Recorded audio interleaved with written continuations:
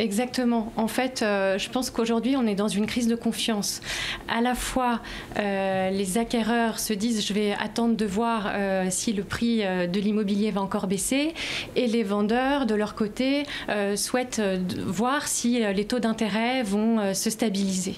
Et donc, dans ce contexte-là d'attente, on constate quoi? Qu'il y a effectivement une baisse importante des transactions immobilières, mais pour les prix de l'immobilier, en tout cas pour le deuxième semestre, on était aux alentours de 3,7% de baisse et les prévisionnels laissent à penser qu'à partir d'octobre, on sera à 5%. Voilà. Oui, voilà. Et pour la moyenne, en tout cas, on est, alors selon les avant-contrats des notaires de Paris, juste au-dessus des 10 000 euros par mètre carré. Bon, c'est une moyenne, hein, mais on va voir maintenant sur l'évolution des arrondissements parisiens et la disparité avec des écarts qui se creusent. Maître Bourguignon. Oui, c'est vrai. Alors, on voit que les prix ont baissé dans tous les arrondissements, avec une baisse plus importante dans le 19e, 20e et 13e arrondissement de Paris, puisque là, on est aux alentours de 9 000 euros. Mais c'est vrai que tous les arrondissements sont touchés par cette baisse de prix. Et on voit quand même des écarts importants entre le 6e, qui est l'arrondissement le plus cher, hein, à 13 800 euros par mètre carré en moyenne, et le 13e arrondissement, on est à 8 700, on a même le 19e, 8 350 euros par mètre carré au sein d'une même ville. Hein, voilà, ouais. Des écarts quand même assez importants.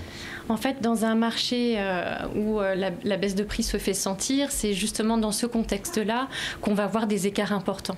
Et donc, pour revenir à cette idée de valorisation, évidemment, le conseil à donner, c'est de faire bien attention aux biens qu'on s'apprête à acquérir. Tant l'emplacement, évidemment, va jouer, et on le voit, mais il n'y a pas que ça. Si vous êtes sur le point d'acheter un souplex, des biens dont on dit qu'il y a parfois des défauts, souplex, rez-de-chaussée, problème de luminosité, c'est sans doute ces biens-là qui vont être impactés en priorité quand on est dans une période de crise. Et pour illustrer aussi vos propos, voilà, on voit l'évolution là, des prix dans tous les arrondissements parisiens avec des fortes baisses. On voit notamment dans le 14e arrondissement, moins 7,8%. Ça va continuer ? Alors, bien malin celui qui sait faut comment les taux d'intérêt vont évoluer, parce que c'est ça le sujet, en fait. Et c'est ça qui déclenche l'attentisme, notamment, exactement. Et des acquéreurs et des vendeurs. En moyenne, on a une baisse de 3,7% aujourd'hui. Voilà.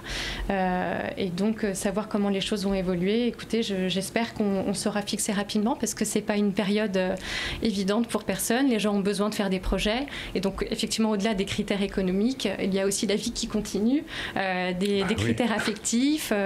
Et donc, c'est vrai que c'est important. Et puis, il y a des critères émergents qui sont des critères qu'on n'évoquait pas il y a quelques années, mais par exemple, le coût de la rénovation ou le coût de l'énergie, en fait, ce sont des facteurs qui sont pris en compte aujourd'hui par les acquéreurs.